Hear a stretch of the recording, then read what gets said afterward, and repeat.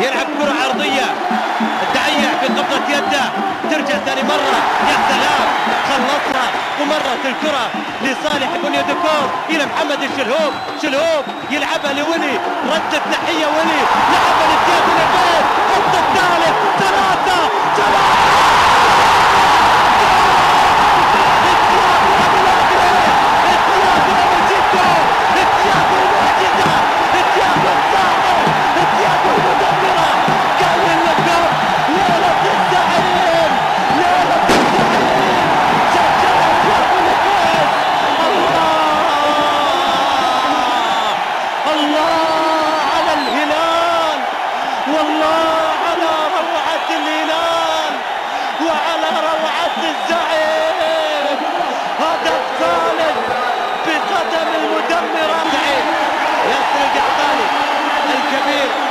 يحيي جمهوره.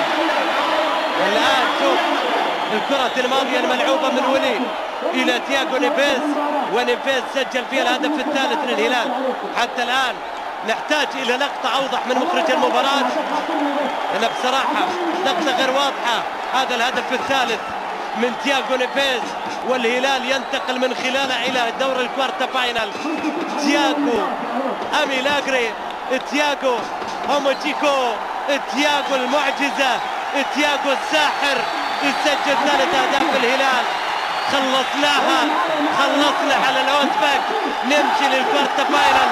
ارقص يا عم، واحد يرقص لنا رقصة نجدية والثاني يرقص السامبا البرازيلية، لكن هي رقصة الهلالية.